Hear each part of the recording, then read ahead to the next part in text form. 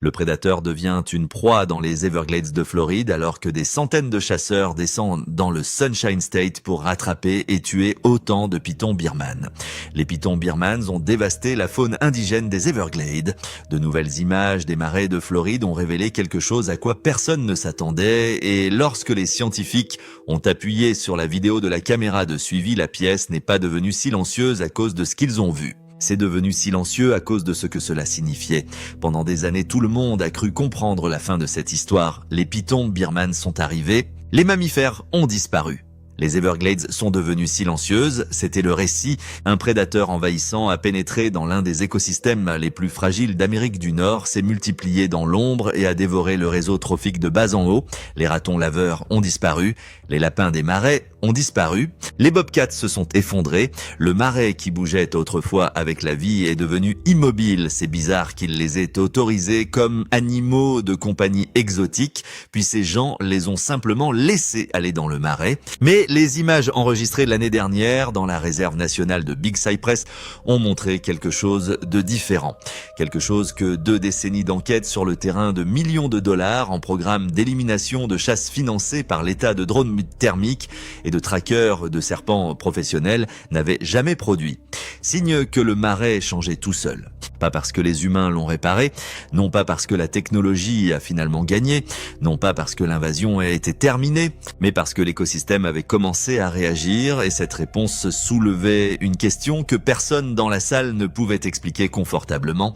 Que se passe-t-il lorsqu'un désert brisé commence à se battre pour lui-même? L'invasion. Personne ne s'est arrêté, les Everglades n'ont jamais été qu'un marécage, c'est la première erreur que font les gens. C'était une rivière d'herbe au courant lent qui s'étendait à travers le sud de la Floride, une vaste région sauvage subtropicale qui filtrait l'eau potable, atténuait les ondes de tempête, rechargeait les aquifères, stabilisait les conditions météorologiques et soutenait l'un des réseaux trophiques les plus complexes des États-Unis. Sa valeur écologique est estimée à plusieurs dizaines de milliards de dollars chaque année. Non pas parce qu'il était beau vu du ciel, mais à cause de ce qu'il faisait silencieusement, les Everglades protégés. Il a absorbé. Cela a filtré, et à l'intérieur de ce système, la vie était partout.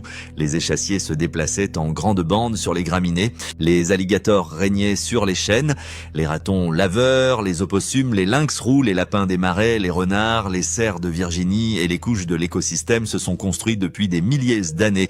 Puis en août 1992, l'ouragan Andrew a frappé le sud de la Floride en tant que tempête de catégorie 5. Les vents ont balayé les quartiers à plus de 165 000 à l'heure. Les maisons ont été rasées, des bâtiments ont été déchiquetés et près de Miami, un établissement d'élevage de reptiles a été détruit. Une fois la tempête passée, les pitons birmans s'étaient enfuis dans les zones humides. Une autre partie du problème était qu'il y avait un centre de recherche sur la faune où ils étudiaient les pitons. Et d'une manière ou d'une autre, il a été détruit lors d'une tempête et les pitons sont sortis. Mais l'ouragan Andrew n'était pas tout, ce n'était peut-être même pas la partie la plus importante. Tout au long des années 1990, les pitons birmans sont devenus des animaux de compagnie exotiques populaires. Ils étaient bon marché impressionnants et faciles à acheter lors des expositions de reptiles. Un bébé python pourrait tenir dans la main de quelqu'un. Cela semblait inhabituel, excitant et assez inoffensif. Mais les bébés pythons ne restent pas des bébés. En quelques années seulement, ce petit serpent pourrait devenir un prédateur de 10 pieds et 50 livres. Et lorsque les propriétaires ont réalisé qu'ils ne pouvaient plus les gérer, beaucoup ont pris une décision qui leur a semblé miséricordieuse sur le moment. Ils se sont rendus au bord des Everglades et les ont laissés partir. Ils se disaient qu'ils libéraient un animal. Ce qu'ils faisaient, en réalité, c'était de lancer une arme biologique dans un écosystème qui n'avait aucune défense contre elle.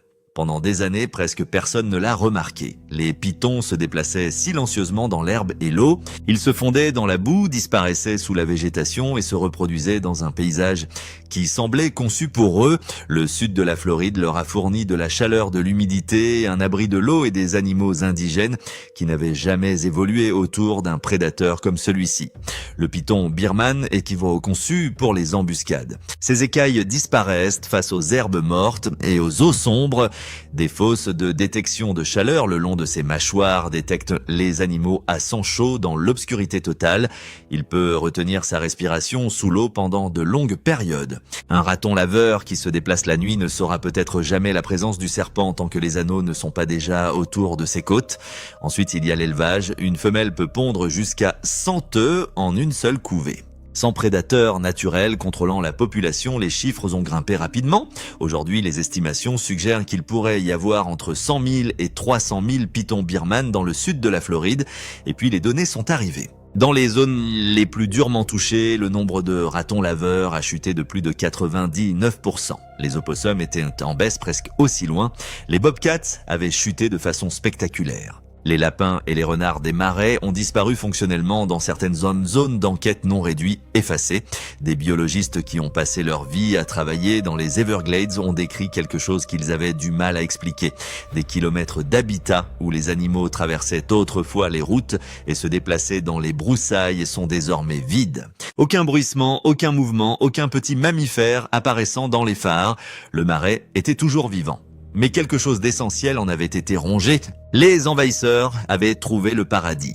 Et ils l'avalaient en entier, chassant les fantômes dans l'herbe.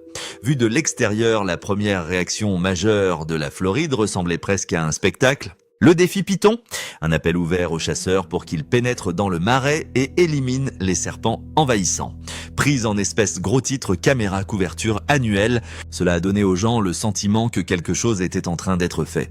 Mais le calcul était brutal. En 2024, la capture totale était de 195 pythons. Retirer quelques centaines de serpents d'une population qui peut atteindre des centaines de milliers, c'est comme essayer de vider l'océan avec un seau. Depuis 2017, des chasseurs professionnels rémunérés ont éliminé plus de 23 000 pythons. Cela semble énorme jusqu'à ce que vous réalisiez que cela ne représente peut-être encore qu'une petite fraction de la population totale. Le problème n'était pas l'effort, c'était l'animal. Les drones thermiques ont eu du mal parce que les pythons ont le sang froid et que les Everglades elles-mêmes sont chaudes. Les leurres mécaniques ont échoué parce que les prédateurs en embuscade ne chassent pas les fausses proies sur commande. Le programme Judas Snake, dans le cadre duquel des pythons étiquetés conduisent les chercheurs vers d'autres pendant la saison de reproduction, a fonctionné mais pas à l'échelle nécessaire pour faire s'effondrer la population. Les chasseurs étaient dévoués, la technologie était réelle, mais le marais était plus grand que les deux et puis les équipes de terrain ont commencé à remarquer quelque chose qui a rendu le problème encore plus inquiétant. Les pythons semblaient changer de comportement. Les pièges qui fonctionnaient une saison ont cessé de fonctionner plus tard. Les zones de chasse productive sont soudainement devenues silencieuses. Non pas parce que les serpents avaient disparu, mais parce qu'ils s'étaient enfoncés plus profondément dans un terrain à peine accessible aux humains.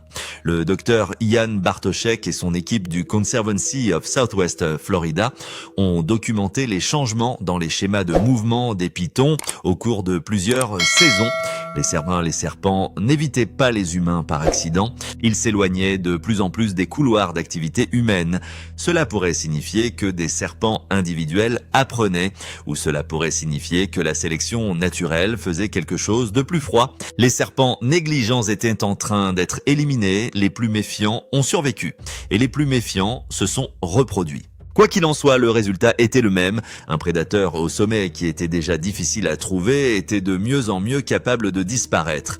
La Floride avait lancé des chasseurs des drones des pièges et des programmes de suivi lors de l'invasion. Et l'invasion s'adaptait. Mais ensuite, le rebondissement suivant est arrivé d'un endroit auquel personne ne s'attendait. Pas d'un chasseur, pas depuis un drone, pas d'un programme gouvernemental, de quelque chose de microscopique. Quelque chose qui se déplaçait dans le marais sans qu'on l'ait vu depuis des années, l'arme invisible. Alors que les chercheurs se concentraient sur le nombre de pythons, un autre envahisseur se propageait presque silencieusement à travers la Floride. Son nom est Threliatiella orientalis. Les scientifiques l'appellent le ver pulmonaire du serpent. Et lorsque le docteur Christina Romagosa, chercheuse scientifique à l'Institut des sciences alimentaires et agricoles de l'Université de Floride, l'a rencontré chez des serpents indigènes de Floride, elle a immédiatement compris que quelque chose n'allait vraiment pas. Elle examinait des espèces indigènes, des couleuvres rayées, des serpents à sonnettes pygmées et d'autres animaux communs qui auraient dû être en bonne santé, mais ils n'étaient pas en bonne santé. Ils étaient maigres, faibles, bougeaient lentement et avaient du mal à respirer. En les ouvrant, elle en trouva la cause. Leurs poumons étaient remplis de minuscules vers, des dizaines d'entre eux creusés dans les tissus bloquant les voies respiratoires, se nourrissant de sang et se propageant à travers des animaux qui n'avaient jamais évolué pour les transporter. Ce n'était pas une petite épidémie. C'était une invasion cachée. Le ver pulmonaire est originaire d'Asie du Sud-Est.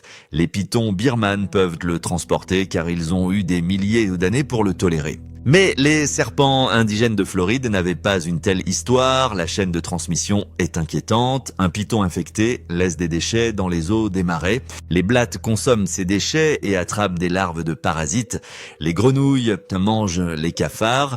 Les serpents indigènes mangent les grenouilles. Et bien, ensuite, à l'intérieur du serpent, les larves ne restent pas dans l'estomac. Ils traversent la paroi de l'estomac. Ils migrent vers les poumons. Ils s'attachent, se nourrissent et se multiplient. À mesure que l'infection s'aggrave, l'animal s'affaiblit, il arrête de manger, sa respiration devient laborieuse. Finalement, ça étouffe. Les chercheurs ont découvert des cas si graves que des vers pulmonaires sortaient de la bouche des serpents au moment de leur mort. Et puis vint la découverte la plus sombre. Le parasite avait déjà dépassé les Everglades. Au moins 18 espèces de serpents indigènes ont été infectées. Le ver pulmonaire avait été documenté bien au nord des bastions originaux des pitons s'étendant vers Jacksonville. Et pire encore, il ne semblait plus avoir besoin des pitons birmanes pour continuer à se propager. Ça avait sauté. Il se transmettait désormais seul à travers les populations de serpents indigènes. Même si tous les pitons de Floride disparaissaient demain, le parasite resterait autonome, permanent. Ainsi, les Everglades étaient attaqués dans deux directions à la fois. D'en haut, les pitons dévoraient les mammifères.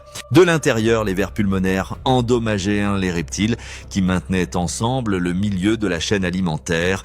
Mais au milieu de ce désastre, l'équipe de Romagosa a trouvé un résultat qui ne convenait pas. Le cottonmouth de Floride revenait toujours propre. Cette vipère venimeuse, vivant dans les mêmes habitats infectés que les autres serpents, n'a montré aucun signe d'infection par le ver pulmonaire lors de plusieurs enquêtes. Pas de vers, aucune détresse respiratoire. Rien, quelque chose dans la biologie du cottonmouth le rendait résistant. Personne ne savait pourquoi. C'était peut-être une réponse immunitaire, peut-être la chimie du sang, peut-être la composition du venin, peut-être quelque chose que personne n'avait encore identifié.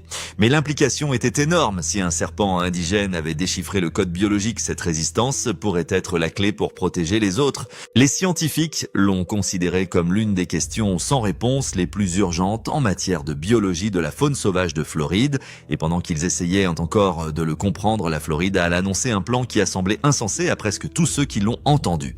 Ils allaient lâcher davantage de serpents. Le roi revient. Lorsque les gens ont appris que les autorités de Floride relâchaient davantage de serpents dans la nature, la réaction a été immédiate. Le problème n'était-il pas trop de serpents? Les gens l'ont comparé à des catastrophes écologiques comme celle des crapauds géants en Australie, une solution humaine qui est devenue sa propre catastrophe. Mais c'était différent. Le serpent relâché n'était pas un autre envahisseur, c'était un prédateur indigène retournant dans un royaume qu'il avait perdu. Le serpent indigo oriental, le plus long serpent indigène d'Amérique du Nord, un animal bleu-noir brillant qui peut mesurer jusqu'à 9 pieds de long et se comporte comme le maître du sol forestier. L'indigo est un mangeur de serpents. Il ne sert pas ses proies comme un python. Il épingle les animaux avec des mâchoires puissantes et les avale vivants.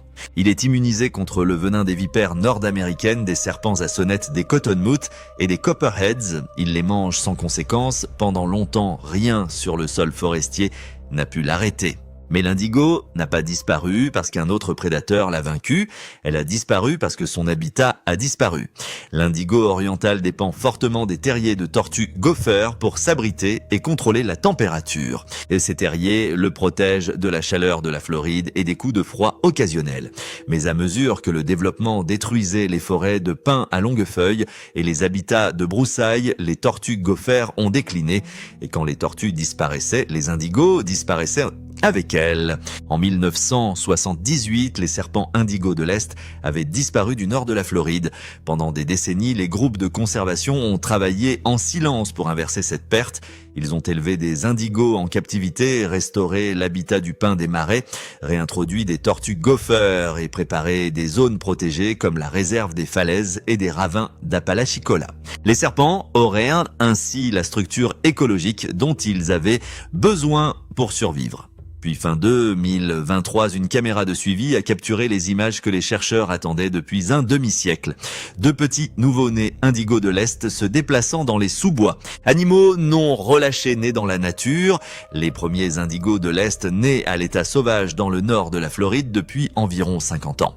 Le docteur Kevin Henge, herpétologue à la Florida Fish and Wildlife Conservation Commission, faisait partie de ceux qui ont vu les images. Il a passé des années à aider, à relâcher et à suivre ces animaux, observant certains survivre et d'autres disparaître. Mais c'était différent, c'était une preuve. Le roi ne faisait pas que survivre, cela se reproduisait. Pour la première fois depuis un demi-siècle, l'empereur du sol forestier reconstruisait seul une population sauvage. Et pendant que cela se produisait dans le nord, un autre changement inattendu se produisait plus au sud. Les animaux indigènes, qui avaient passé 20 ans à être mangés, commençaient à riposter. L'équipe locale riposte. Pendant 2 décennies, l'histoire des Everglades n'a évolué que dans une seule direction. Les pitons étaient les prédateurs.